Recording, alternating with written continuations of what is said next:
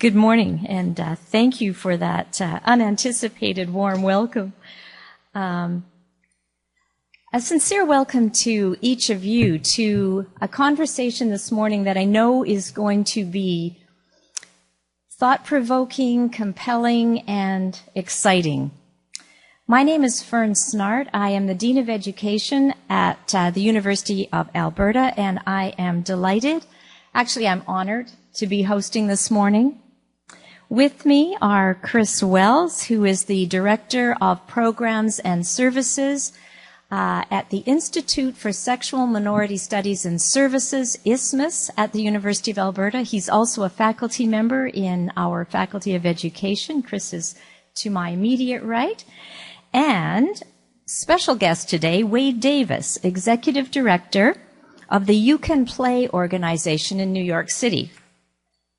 At the outset this morning, I wish to acknowledge the Association of Canadian Deans of Education, ACD, an amazing group of colleagues who have been completely supportive of this, of sponsoring this session since the idea was first born. I'd like to express warm thanks to Katie Ellsworth, the Executive Director of ACD, who has done so much of the heavy lifting patiently behind the scenes towards making this session happen. To the Federation for the Humanities and Social Sciences, thank you for your stellar support and co-sponsorship, and to the Canadian Sociological Association for also co-sponsoring this session. To our AV experts today, Ken and John, for meeting us early and basically setting us up when we needed them so beautifully. It has been suggested that schools and sports are the final strongholds of tolerated homophobia and transphobia in our society today. Our theme for this morning's conversation, and we hope to include you in this conversation a little later in the hour, is casual homophobia. And Chris and Wade will be sharing two unique and innovative perspectives on how this can be addressed with a focus on schools and sports. Chris will discuss the Institute, ISMS's groundbreaking No Homophobes project, which brought with it unprecedented global attention, and Wade will speak to the amazing impact that You Can Play is having on the sporting world. Most of you would probably be aware of this through recent and quite consistent media reports of success stories of You Can Play.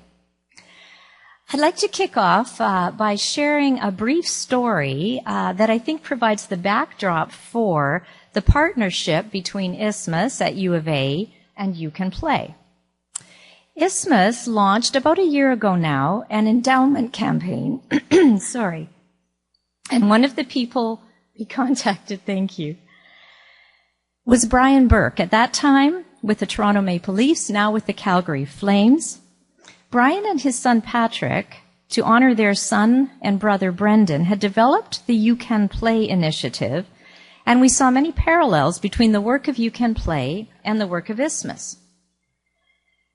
Brian, to our surprise and joy, consented to meet with us, and he was exceptional. Some of you who are aware of him may also be aware of his reputation as being pretty gruff. And so I wasn't sure what to expect. He was magnificent. He spent a lot of time with us. And one of the things, for those of you who also know Alberta and our reputation, that really surprised him is that this major work, which is happening through ISMS and the province, is happening in Alberta. One thing led to another. Brian became an honorary campaign committee member for ISMS. And for all of us, as you know, we can't do this work without allies.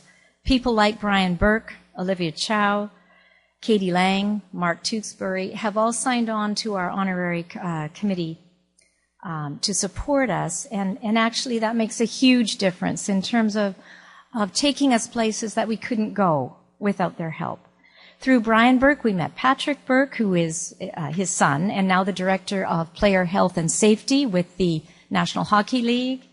We also met Dr. Wade Davis, who is the current executive director of You Can Play. And I have to say, I hope, Wade, this is the first time you've been introduced with that title. Wade well-deservedly received an ONDOC recently, and maybe he can tell us more about that later. And I also have to say that if you happen to have a copy of the most recent People magazine and you flip through it, you're going to see Wade in that magazine. So it's great PR for the work, and we're getting to see him in person today. In February this year, Isthmus and You Can Play signed a partnership agreement at NHL headquarters in Manhattan. And today, actually, is one of the first samples of the ways that we're going to be working together. And another partnership initiative, actually, that came through that initial meeting is a unique new postdoctoral fellowship through the Faculty of Ed at the University of Alberta, where the focus will be enacting research with You Can Play in a number of ways to address the problem of casual homophobia in sporting communities. We have just begun recruiting for this postdoc position, so we think it's probably unique in the world and hope that you'll tell your friends. The You Can Play project has forged groundbreaking alliances with the NHL Players Association, the National Football League, and a growing number of professional and amateur sporting organizations to take a united stand against homophobia and transphobia.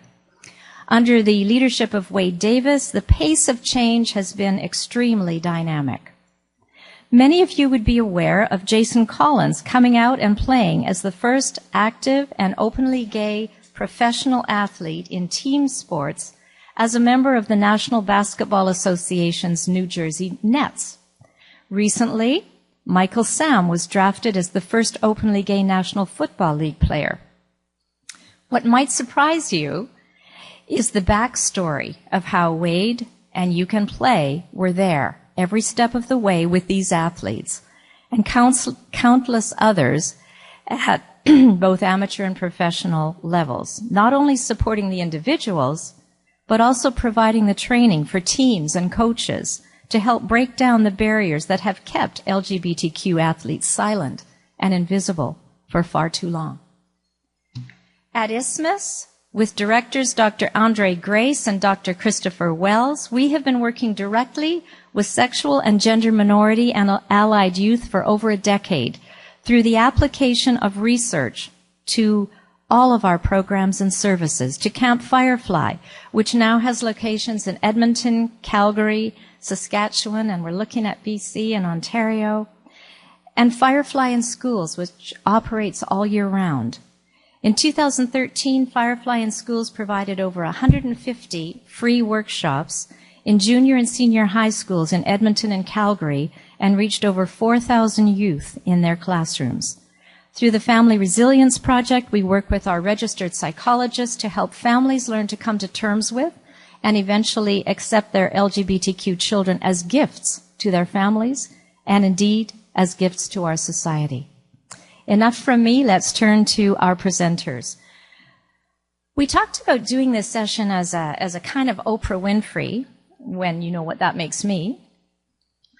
So I think we're going to modify that a little, but still also stick to it a little bit, whereby I will pose questions, and then we're going to ask you to feel free to pose questions. But first of all, we're going to let Chris kick off, and first question to Chris is if you can perhaps tell us about the genesis of and the impact of nohomophobes.com.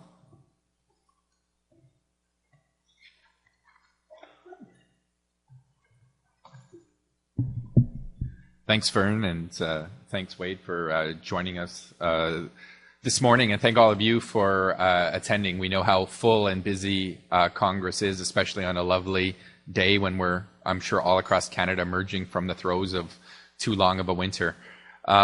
It's a real pleasure to be here with you this morning. What I hope to do is, in the next 15 or so minutes, just briefly sketch out a little bit about the research that we were seeing that led to the development of the nohomophobes.com project, how it started, what we've been learning, and where it is now, as an introduction to some of our dialogue. And particularly, as Fern mentioned in her introduction, there's been much conversation around schools and sports as being seen as one of the last bastions of tolerated homophobia and transphobia in our society.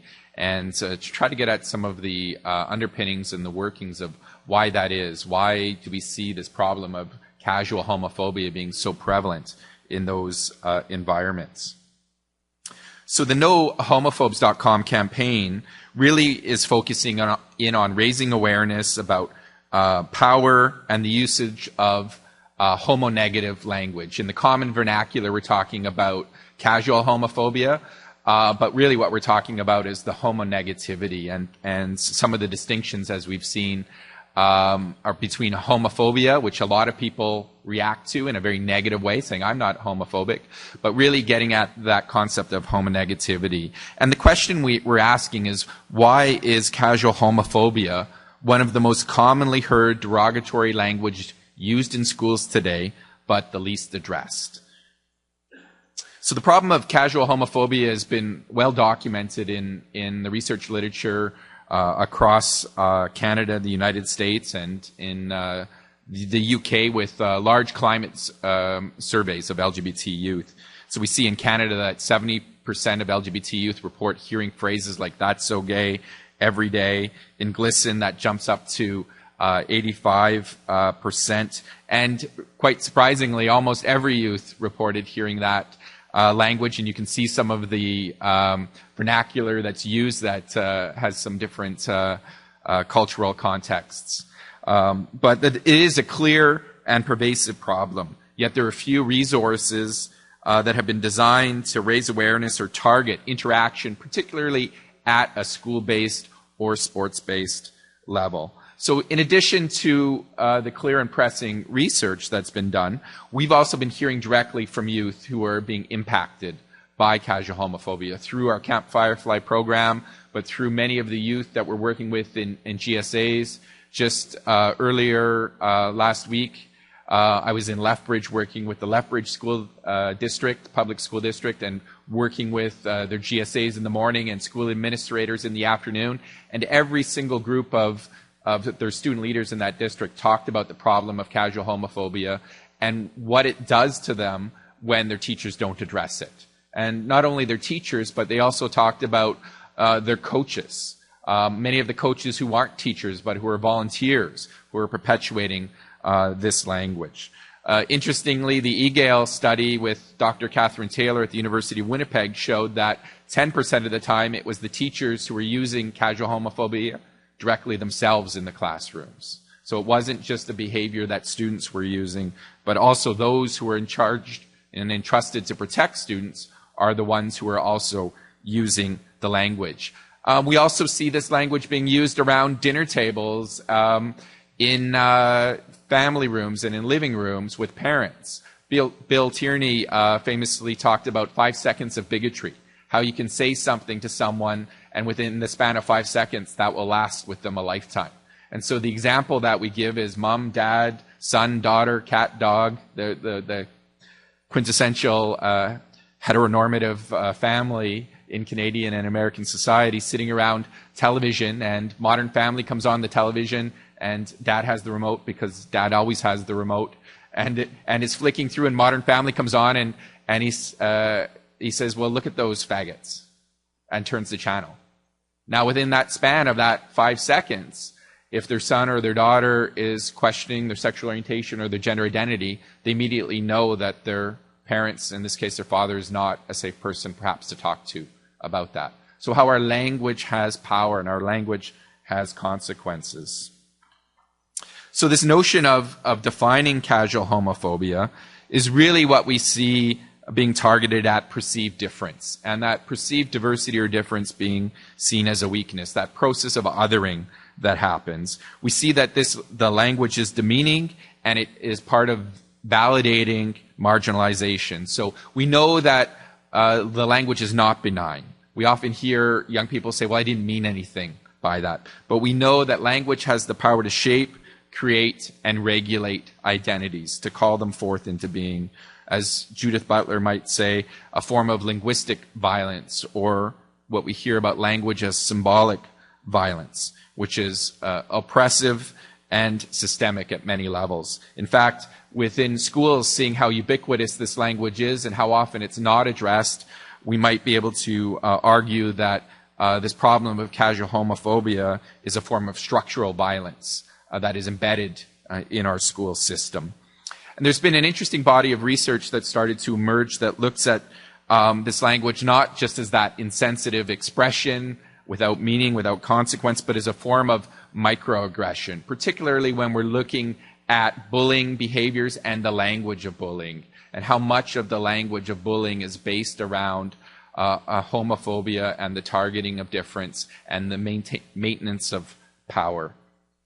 So the literature that looks at microaggressions talks about how these messages are designed to be hostile, derogatory, or negative slights directed at particularly vulnerable or marginalized groups in our society. And so I actually have hope that we can positively address casual homophobia in our society through some of the successes that we've had in the past with other forms of derogatory language. So it used to be quite common, and many of us will remember this, to say in polite company, "Don't Jew me." And we recognize how harmful a stereotype and a generalization that actually is. Other common ones about "don't gyp me," equating and stereotyping the gypsies, or as we know, the Romani people, as thieves.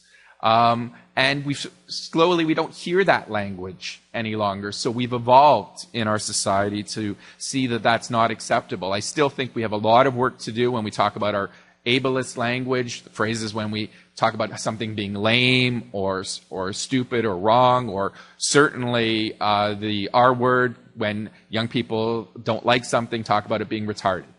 And the devaluation, again, of diversity and difference that plays in our language, where we see a dominant privileging happening through our language, and then a process of dehumanization and stereotypes and marginalization that happens. Perhaps it's not surprising, given the ubiquity of this language, to see that in Canada, of the top 3 most targeted groups for hate crimes in this country, sexual minorities, Jewish people, and black people are the 3 most targeted groups. But of all of the groups that are targeted for hate crimes, the ones that are the most violent in nature are those targeting sexual minorities. So we see not 1 stab wound, but 40 stab wounds through this process of dehumanization, where LGBT people are not even seen as persons, but as objects to be destroyed. And I think there is a connection to be made between the language and the violence that can happen.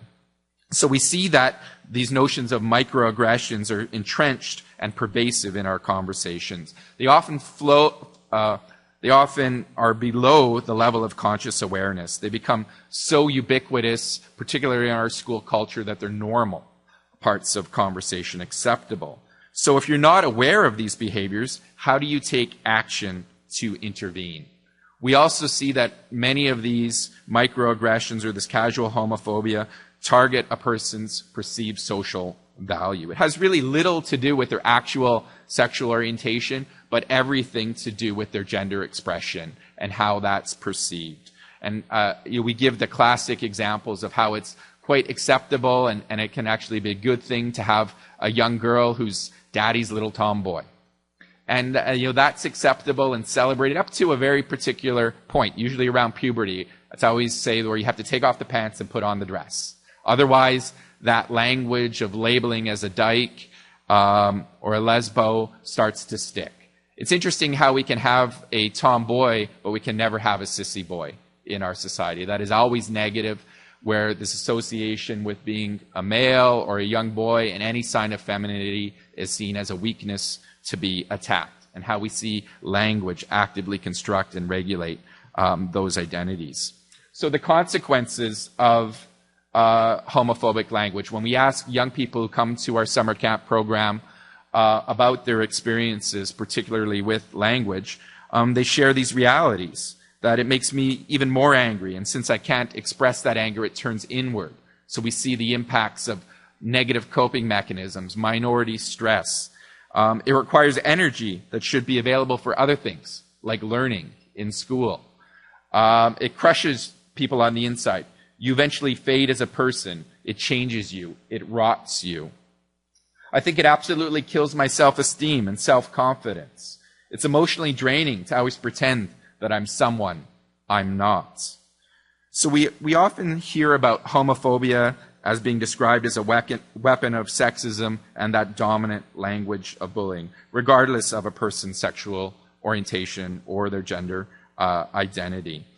What we're trying to do with No Homophobes, and indeed some new resources we've launched with our Alberta government in partnership with the Institute, are resources on homophobic bullying, the importance of naming it and how it can target anyone, and the workings of power and privilege behind it in our schools.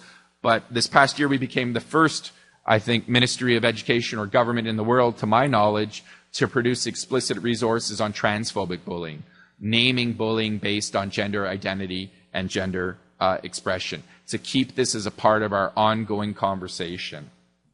So the question that we have and the question that our website picks up is if homophobic language isn't always meant to be hurtful, how often do we use it without thinking? So the focus here is how our silence continues to maintain the status quo, how silence is never neutral, how silence continues to promote inequity. In fact, our silence can be seen to signal our consent in the very act of discrimination itself. So the project really had a few key goals, and they were to begin to investigate, document, and bring newfound public attention to the damaging and what we found to be the shocking and prevalent use of homophobic language online, and also to facilitate a public conversation, to raise a global consciousness and awareness. And for us, we had to think about how are we going to reach young people who are some of the most prevalent users of this language without understanding its consequences. How are we going to cut through the noise and the distraction that exists in our environment? And that's why we decided to go with social media, where increasingly young people are spending a lot of the time, where young people live. So we said we had to go online. And we also wanted to think about a way, perhaps instead of framing social media as something negative, and certainly in our conversations here in Canada around the pervasiveness of bullying and the move towards criminalizing acts of online bullying, thinking about how can we begin to use social media for social good. And that's where our project was born. So I'm just going to flip to the website.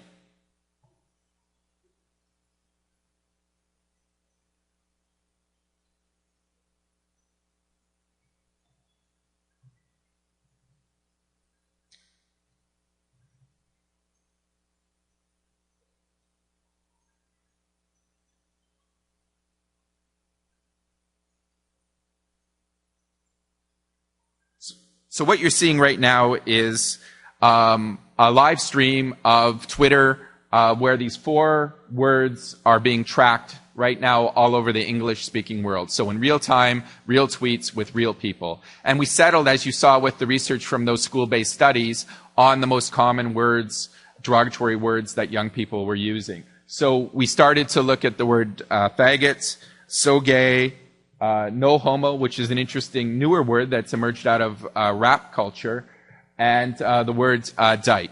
And so this is since midnight tonight, how many times these words have been tweeted.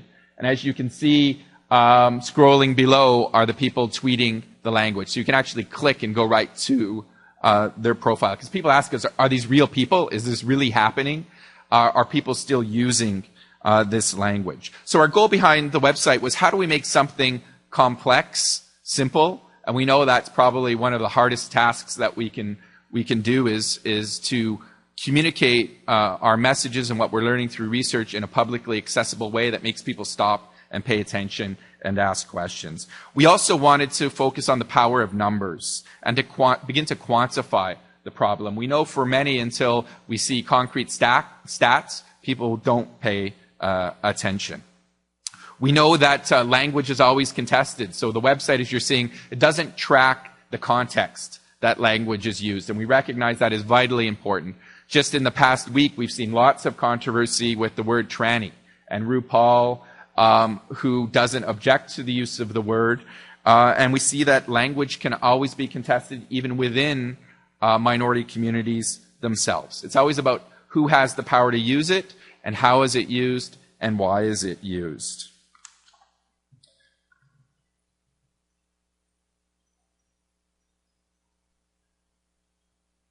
So this is today.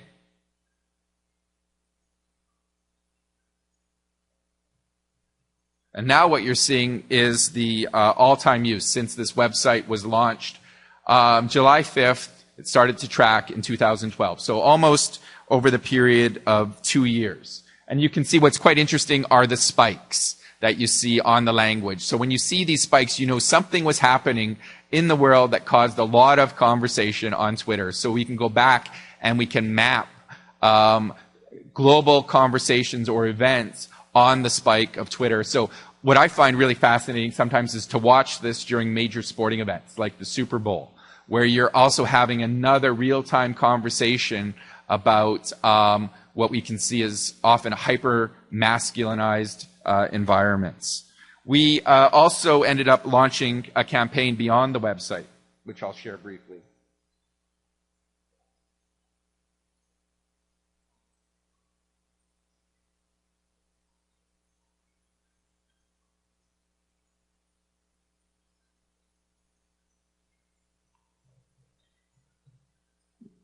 Technology, I'm just going to have to scroll right through here.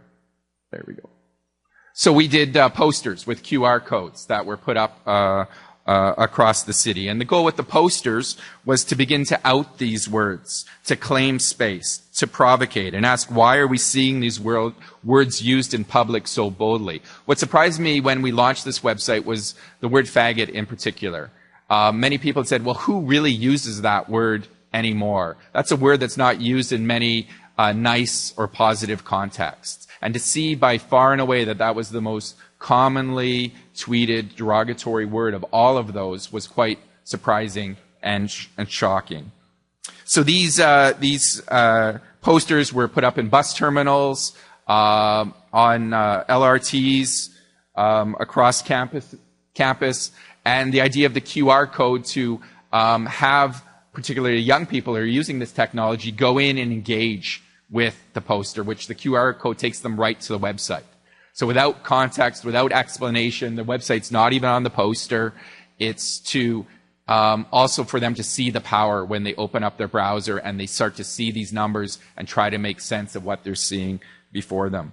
We also put them up in those famous on-campus washroom ads and posters above the urinals and bathrooms, which was very important to us because bathrooms tend to be traditional sites of violence, structural, symbolic, and physical violence. In fact, we know in our schools and in many places in our societies, washrooms are some of the most dangerous spaces that exist. And particularly the young people that we've been working with in the school environment talk about washrooms, hallways, and locker rooms.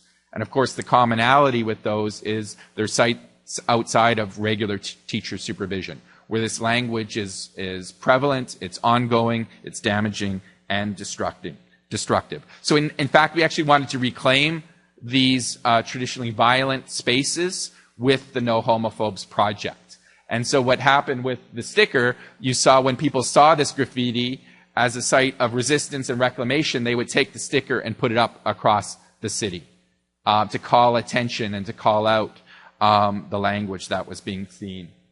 Here's another example in a bathroom. And so the campaign results thus far since it was launched, we did all kinds of different media to raise awareness. We did a traditional media event. Again, we thought, how do we reach where young people are? So we held our media event rather than at the University of Alberta in the downtown shopping mall at noon hour. And it was quite interesting, and we had the website projected up on a large screen in the mall, and passerbyers who were coming by, again, to interrupt some of the everyday flow of conversation and to bring this language out into the public. We've had over 1.5 million visitors, over close to 5 million page views, and it's interesting to see where the visitors are coming from. You can see a broad global impact in the work of the website. So not just solely North American-based results. And traffic sources. If so, I think this is really important if you're thinking about educational or awareness campaigns, is how are people hearing about the project?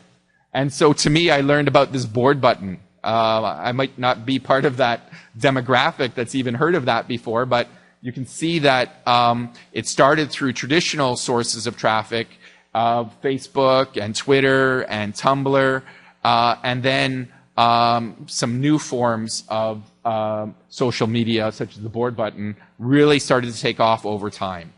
News sources, we were quite surprised to see the global response to this, which was picked up all over the world. In fact, it brought the University of Alberta places that had never been seen before, in Australia, in India.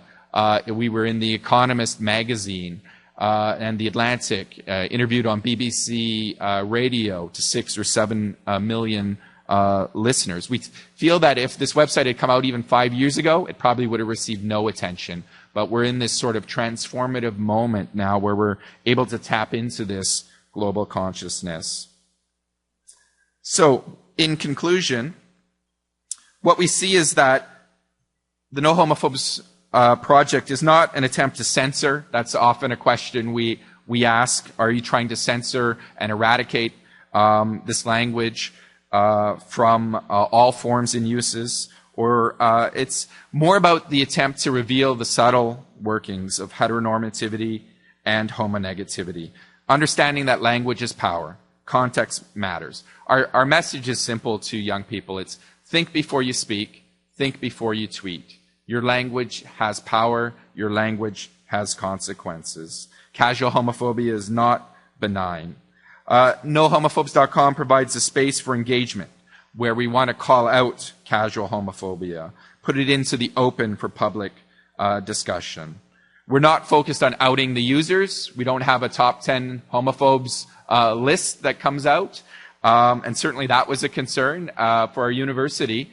This was uncharted territory. There was concern. I've never dealt with more offices on the university, but risk management to our external relations, to the president's office, because there is no case law on social media. There was a concern that since we're rebroadcasting defamatory tweets, would we be held liable? And certainly our focus is using this as an educational tool and vehicle. And our response to our university leaders was, well, if we don't do this, who will? A public institution and a public university needs to lead public conversation, not necessarily always follow it. We're in the safest space to do this work. And every time myself, when I'm in the media talking about these issues, not a week goes by that somebody isn't calling the president to have me fired from my job. And I usually take that as a sign of a good week if somebody's called, because I'm doing something right. We can often measure our success by the level of resistance that we receive, because we are challenging these firmly held, deeply held beliefs, not only in individuals, but in our society. And so the last thing I'd like to leave you with is we did a PSA with our partners at Global Television, because again, we wanted to move forward and get this message out on as many platforms as we could. So this is just 30 seconds.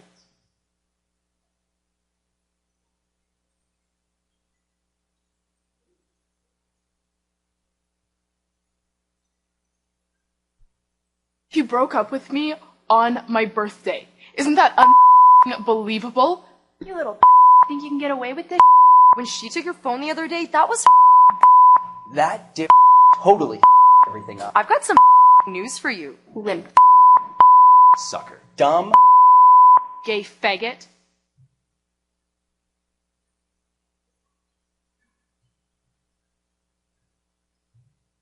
Thank you.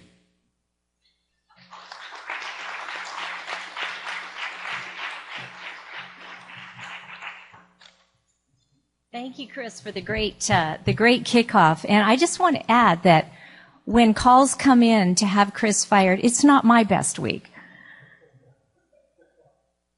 I am delighted to welcome Wade Davis to comment. I'm not sure if he's going to want to stay with the handheld mic or come up. You're going to come up here. Great. We are just thrilled that you've taken the time to be here with us today. The session is being taped. It's going to be shared with all of the deans and the folks who aren't able to be here today. But I was wondering if you would mind kicking us off with a little bit of your self-story. People here might not all know that you were a pro athlete, are a pro athlete, and then maybe how that journey brought you to You Can Play. And I've got other questions, if you don't mind. Welcome, Wade Davis.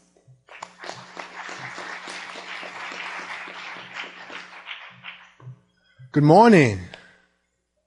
Good morning. I just want to say first, thanks to the University of Brock for having me out. Also to Chris and Fern for being such amazing hosts and mentors. And I use that word mentor intentionally because I've learned so much from you both. I also want to thank everyone else for coming out today. So I want to give you all a hand. I know it's a beautiful day. I brought the sun to Canada, right? So come on, like there was some gorgeous days happening. I just want to say to Chris, your presentation was breathtaking. Honestly, I learned so much in that 10 to 15 minute presentation. Things that I need to get better at, to learn more about. And your website, which I've seen before, it's speechless. Like I'm really speechless.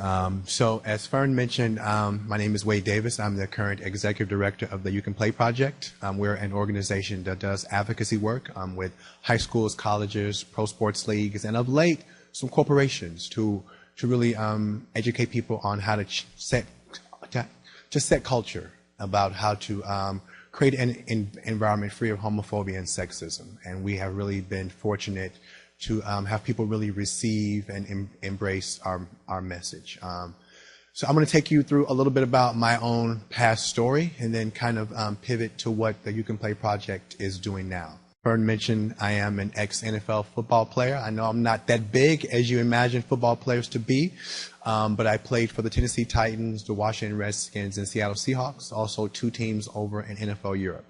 But before all of that, I was a Southern boy. I was a boy that was raised in Shreveport, Louisiana, and I started playing the game of football at around the age of 6 or 7. And interestingly enough, the very first football game I learned how to play was called Smear the Queer.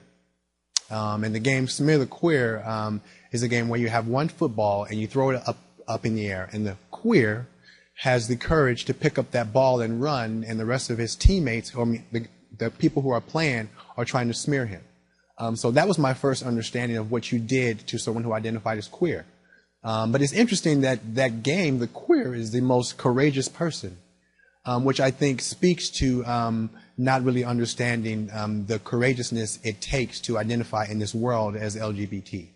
And as I got older, I moved to Colorado. I went to high school in Colorado, and around my sophomore year was the first time I had any inkling that I may be attracted to someone of the same sex. And I remember leaving school one day after I found myself attracted to another classmate of mine, feeling horrified and frightened, and spent probably the next month watching, I guess you could call it softcore porn, where I was really trying to focus all of my attention on the female, to convince myself that any attraction that I had to the male was all false. And even beyond that, I knew inherently that I couldn't show up in the world as gay. You know, as a young person, being gay was associated with pedophilia.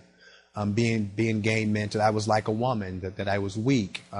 So these messages that I heard as a child really stuck onto me. So when I first had an understanding that I could have been gay, I started to do things that I'm not proud of now. And one of the things that I did is I became a bully. In my high school, I was an athlete, and athletes hold a certain level of cachet in schools. So first, I would wear oversized clothing. You know, I was probably a 28 waist, but I would wear probably a 38 size pants. I was a medium T-shirt, but I would wear XXX size shirts because I wanted to put on this image that I was this really masculine heterosexual male. And I thought that policing my walk, my talk, my dress was all a part of trying to show up in the world as a heterosexual man. But worse than that, the bullying behavior that I exhibited was really problematic. And there was a young man at my school, and we'll call him John Smith.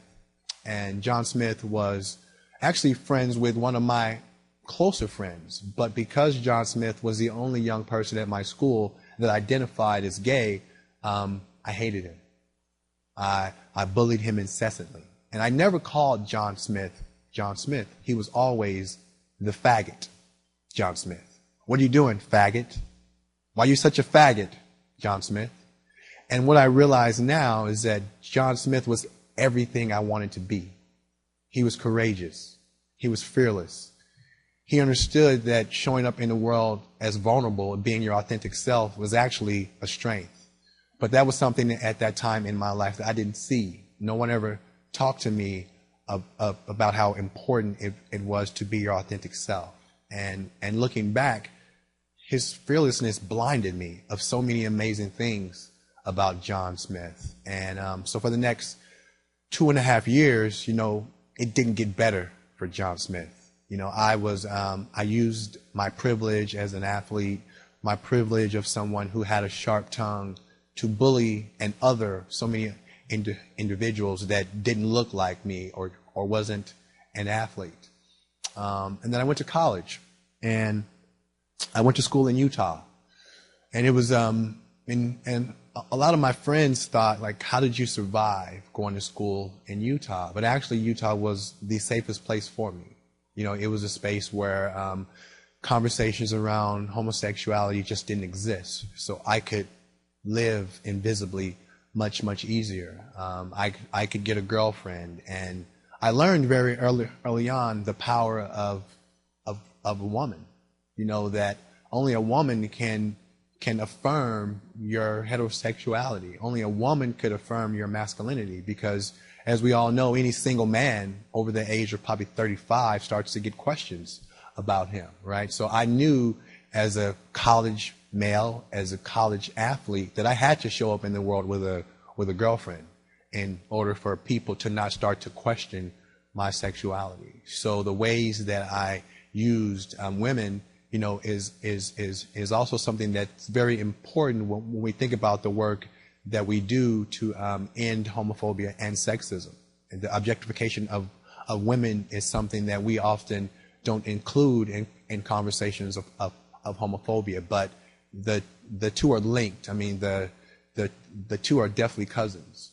So a lot of the work that we're trying to do at You Can Play is to insert conversations of sexism and the ways that sexism really works to inform homophobia by setting up these very strict gender roles, right, that we have to live by in order to show up in this world as male or female. In college, it was an interesting time for me because I remember sitting in a room similar to this, and there was a gentleman that walked in, and it was the first gentleman that I saw who, by his gender expression, by his gender presentation, that I assumed that he was gay. And I spent the next 3 to 4 weeks stalking this young man, just trying to have a conversation with him, trying to understand the lived experience of what it meant to be gay in this world, because those were conversations that I couldn't have with anyone else. I didn't have the courage or thought that it was even possible to ask my mother or my father or my aunts or my uncles or even my friends about, hey, what would happen if you had a gay friend? Like, I didn't think that those conversations would be acceptable. So when you don't have these type of role models, these people who talk to you and create the environment to where you feel safe to show up in this world as yourself. And then I learned about the power of the word in the closet. I don't use that word in the closet anymore. I think there's a certain level of stigma and shame associated with the word closet, right? When I think back to myself, I wasn't in some closet. I wasn't a coat hanger or a smelly shoe, or a monster. I was a human being, right?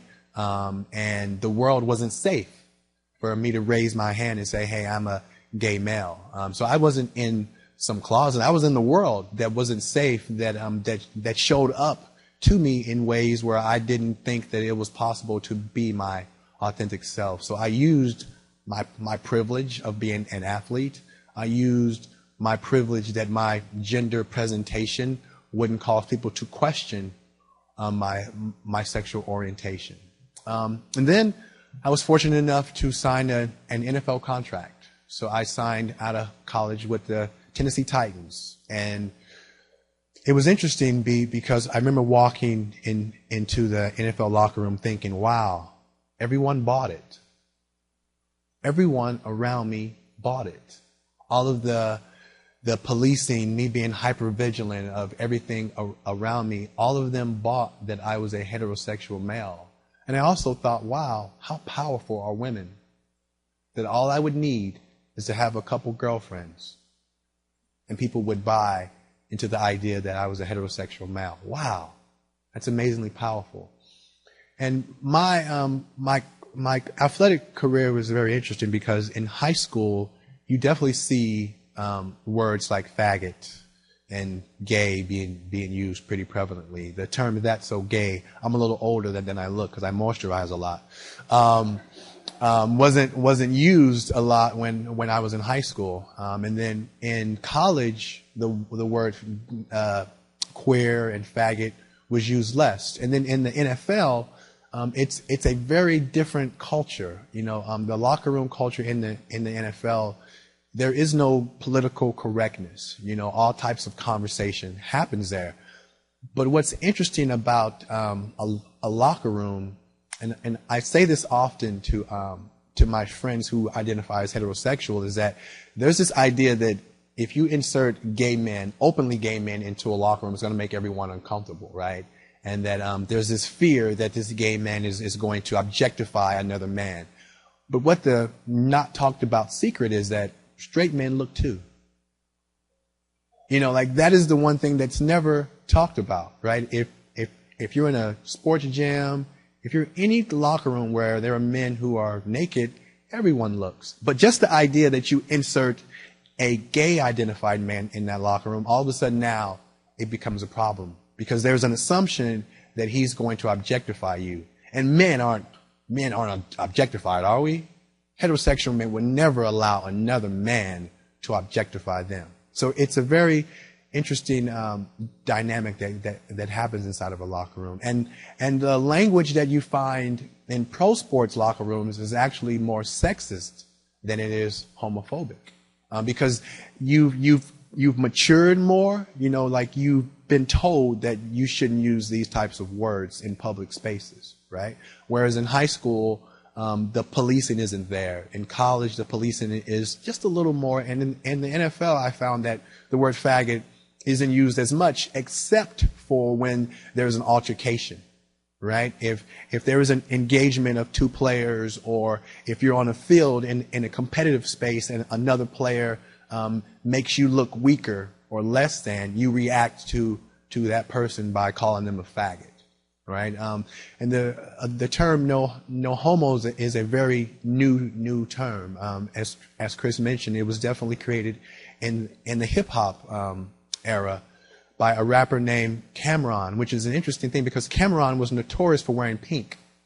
I mean he would wear pink shirts, pink furs, pink shoes, pink socks, and he created this term as a way for it to be acceptable for him to wear these types of clothing, right? Because if he would say a certain term and say no homo after it, it meant that he wasn't gay. Or if he wore a certain color, you know, and said, hey, I like this pink, no homo, then it would allow him the space to exist in the world as a metrosexual male. I think the term metrosexual is interesting too, right? Because there's no female equivalent to the term metrosexual, which speaks to, as Chris mentioned also, the ways that maintenance of power happens, right? You know, that straight men who, you know, saw that gay men were dressing in a certain way, the straight men said, I want to dress a certain way as well, but I don't want to be perceived as like gay men, so we're going to create a whole new term for it. We're going to call that metrosexual. Wow, there's no female equivalent, again, which speaks to the pervasiveness of patriarchy and sexism in this country. So after my NFL days were over, I played for 4 years, and I had a couple different knee surgeries. I was still not out. I had yet to tell, really, even myself that I was a gay male. And I was living in Colorado. I went back home, and I wanted to be gay so bad. I mean, I was sick of hiding. I was sick of showing up in the world as someone else. So I did what any self-respecting wannabe gay man would do. I moved to New York City, right? That's kind of what you do. And in New York City was the first space where I started to tell people that I liked boys. I would never say the words that I was gay, because saying the words I'm gay still had such a negative association with it. So saying I liked boys just felt different. You know, it just felt safer to me. And then something that happens often, that when you're not out to anyone, is that you create different family structures, right? So I wasn't out to my immediate family, so I had to create a whole new family who I was 100% sure that they would accept me. And that family came in the form of the New York Gay Flag Football League. And it was interesting because it was the first time that I met other gay men who liked sports and who were gay. Because before that, I thought that I was an anomaly. I was like, oh, I remember meeting these guys for the first time. I was like, wow, look at all these unicorns.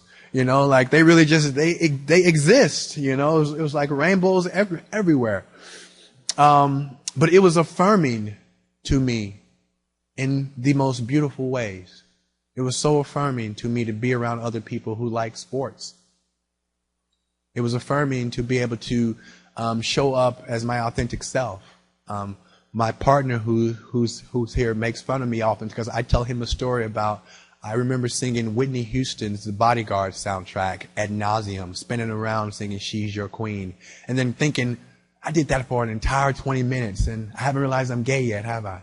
Right? You know, so it's just really an amazing thing to be able to experience yourself, your authentic self, around people and have that be affirmed. Chris and I and Fern were talking last night, and the lack of images that exist in the world for gay people, you know, really affects the ways that we believe that we're possible. You know, I often say it's very hard to become what you don't see. You know, and even though I did watch Will and Grace on television, I didn't see myself in the Will and Grace show. Modern Family is an amazing show. I don't see myself in Modern Family. So if you don't see yourself, it's very hard to believe that your existence is possible. So I didn't think that my existence was possible. So meeting people who played sports, who were gay, who were lesbian, who were bisexual, who were transgender, it was truly an affirming moment in my life. Then I was fortunate enough to take a job at an organization called the Hedrick Martin Institute. And that was really where my life changed. And I really learned the power of language there. I met so many amazing sheroes and heroes that inspired me and taught me what real courage looked like. You know, to meet a 14-year-old trans female who walks out of her house every day into a world that looks at her with horror, and do that with a smile. That's courage. To risk, you know, to be homeless in New York City at 14 is like nothing you can ever imagine. To not know where you're going to get your next meal from at 14 is like nothing you can ever imagine. I learned what sex work was. I learned that I should never demonize sex work, because when a 14-year-old trans female is living on the street and she doesn't realize any possibilities for her future, her body becomes her only asset. So I realized that what would I do at 14 and homeless? I may use my body as my only asset. So I learned how to look at life through a very different lens, how to begin my work from the margins, from the people who have the least and not from the people who have the most. That's what I learned at the Hedrick Martin Institute, and it's an organization that caters its services to youth who are mostly identified as LGBT, who are mostly youth of color, who sit at a very different intersection of race, of class, of sexual orientation, of who sit at an intersection that my privileged NFL butt didn't even have to worry about, right? So sitting and talking and learning that HIV is not my problem. It's all of our problems. That we are all living with HIV, that we're all living with homophobia, that we're all living with sexism. That if I don't make it my business to be able to start doing that work, if I don't make it my business to use my platform and my privileges to illuminate their stories, then what am I doing in this world? And then after 2.5 years of being educated in blinding ways, I met Patrick Burke. And as we mentioned, Patrick Burke is from a hockey family. And please, no hockey questions. I know zero about it. I'm learning. I'm trying. But I met Patrick Burke for the first time, and if you all know Brian Burke, Patrick Burke is Brian Burke's son. I mean, he is a twin of his, and Patrick Burke is a straight shooter. He doesn't mince words, and he told me, he said, I'm a straight man running an LGBTQ advocacy organization. What do I know about being LGBTQ? He says, I need you to come and run this organization, to speak to the lived experiences of what it's like to be a player and someone who also identifies as gay. And from the moment I met Patrick, I was inspired by him. Rarely do you meet someone that doesn't just walk and live in their privilege. I mean, that is so very, very rare. Patrick wakes up every day trying to be a better advocate, trying to be a better ally. And I'll be truly indebted to Patrick for trusting an organization that he created in the name of his brother. So I'm truly grateful for that.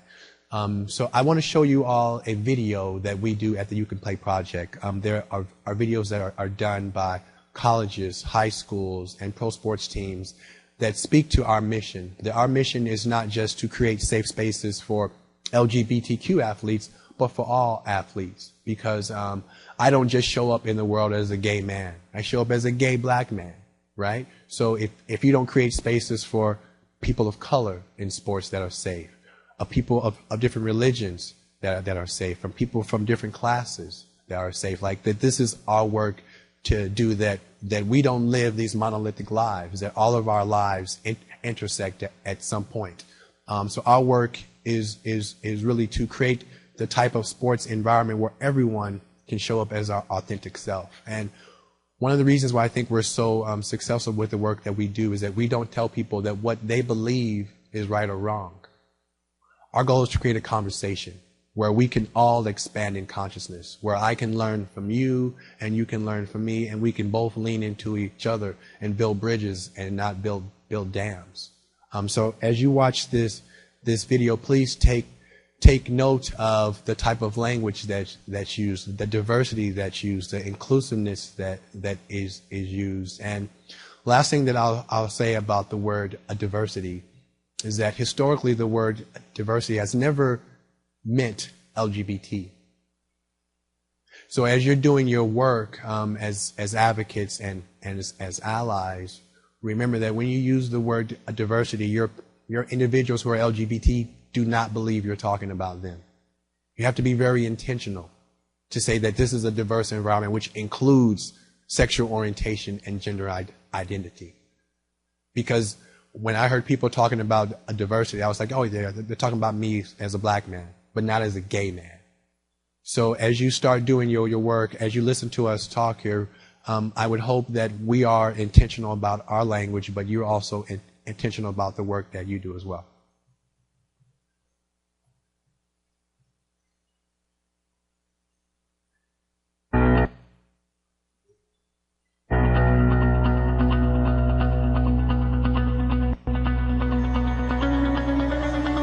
If you can play, you can play. We are all part of the U family.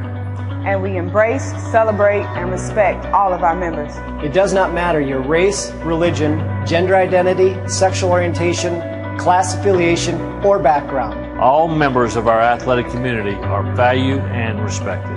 And the unique characteristics of each and every one of our student athletes, coaches, and staff are celebrated. Get to the inside, If you can play, you can play. Creating a safe and welcoming environment allows our student athletes to reach their full potential. If you can throw, you can throw. If you can serve, you can serve. If you can dunk, you can dunk. If you can putt, You can putt. Miami is committed to building a supportive environment for all of our student athletes.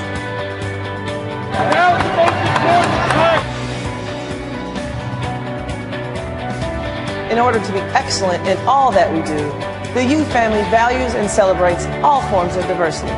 If you can play, you can play. If you can do a front 2.5 with 2 twists, then you can do a front 2.5 with 2 twists.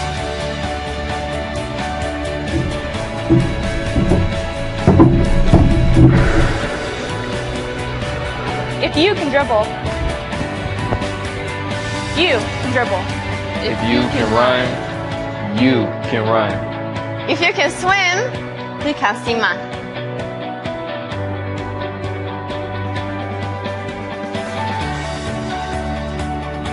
Miami is committed to its core values of excellence, integrity, passion, family, and respect. In addition, we're committed to developing young people on the field, in the classroom, and life.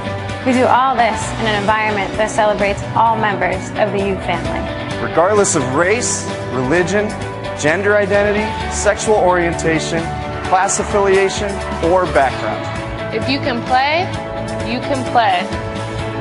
If you can play, you can play.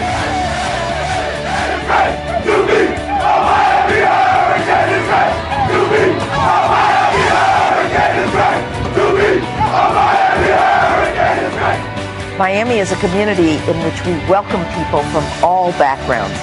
Diversity is not just a word here at the U. It has real meaning. If you can play, you can play. If you can play, you can play.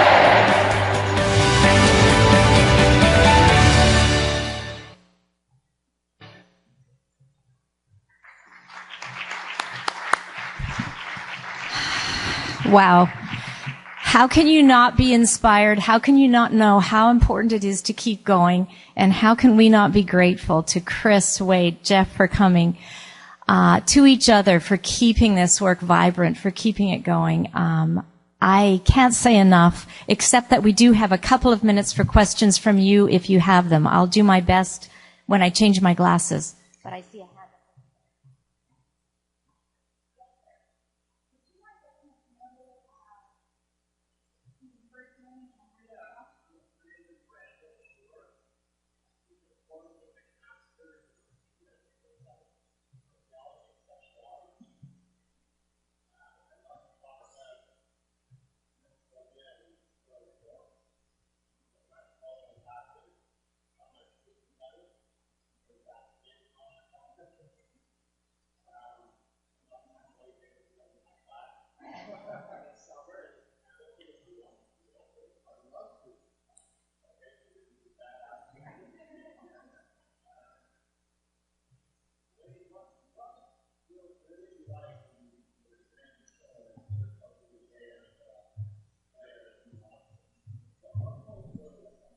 I'm going to just repeat the question, should I?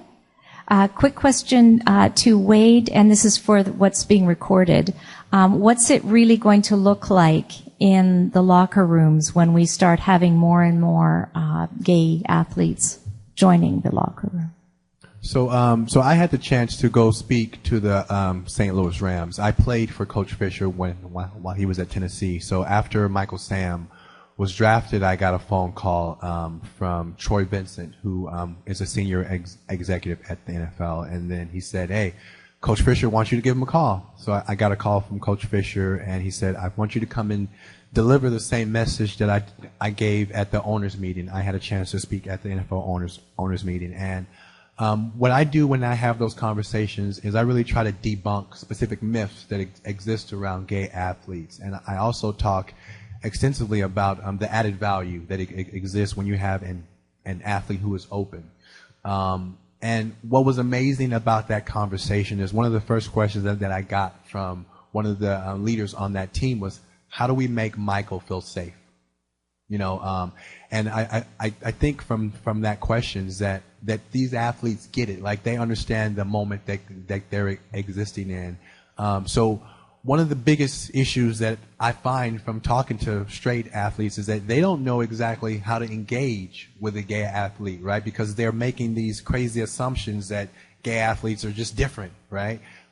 So we try to have discussions about how do you normalize that type of a dynamic, right? And the truth is, you treat them like you would anyone else. You know, your gay athletes can take jokes, right? You know, like they can be teased and made fun of, and so it's really about two things. How do you get Michael to talk to his teammates about exactly what he's comfortable with, but them to also not see him as different, as other, right?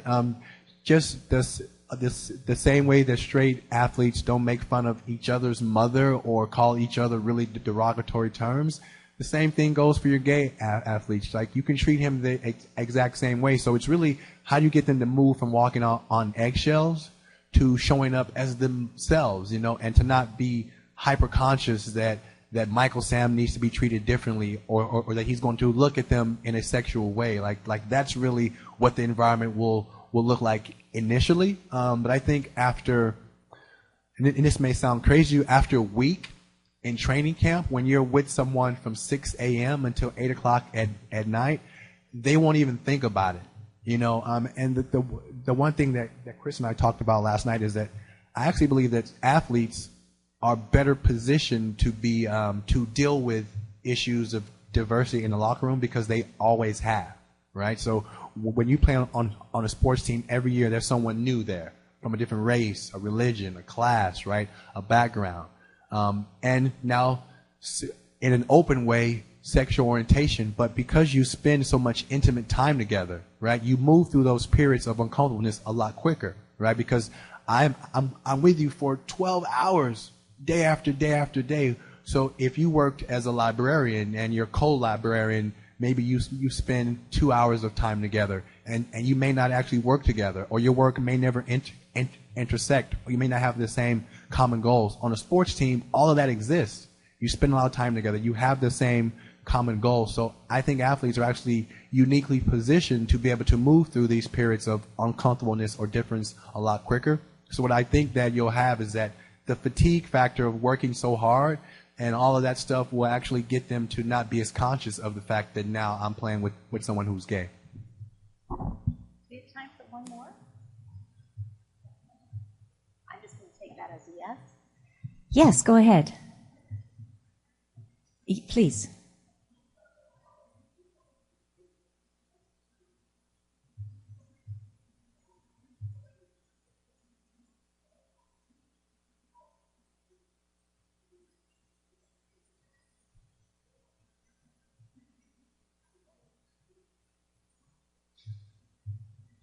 Can you just quickly paraphrase the question? Sure. The question was, how do you live and do this work in communities where there is resistance and keeping sort of the safety, the integrity, and the well-being of all individuals, as Wade said. I think you approach as a conversation, and I think we have to get beyond polarization. And I think so much of when we're talking about sex and gender in our society and its history is all about polarization. It's all about privileging, as we say, masculinity over femininity, and how they're created in direct, almost opposition. Heterosexuality in contrast to homosexuality, as these binaries are polar opposites. But we know that in essence, one creates the other. And so I think it's about creating those respectful environments, recognizing that it's not a one-time conversation, it's an ongoing conversation. When I work with schools, K-12 schools and school administrators, and I talk about culture and changing the culture, and to do that you need to change the conversations we're having. But they all tense up because no administrator wants to be responsible for the school culture, because it's the hardest thing to change. It's not one policy, it's not one practice, it's an ethos, it's a way of being, it's those thousands of micro practices. It requires focus and intentionality with that. And I think they're some of the most difficult conversations to have, but they're the most important. And it's never a one-size-fits-all recipe. So particularly in our work in schools, we know that schools, represent, as Wade is saying, with professional sports teams, unique communities. And you've got to go in and meet that community where they're at, rather than telling them, the values or the beliefs are wrong. Right away, we all know intuitively the walls start to go up. Wade? My one piece of advice is that the messenger matters, right? So one of the reasons why I'm allowed to go speak in a pro sports team, right, is because I'm an ex-player, right? So I understand the lived experiences of an athlete. So I'm not going in there with a lack of knowledge about what that culture is like, and I don't go in there with preconceived notions about what athletes are or aren't. So I think, as Chris is saying, also, like, as long as you enter that space from not a deficit thinking model, but more of an asset model, then people typically, or at least willing to engage you in conversation.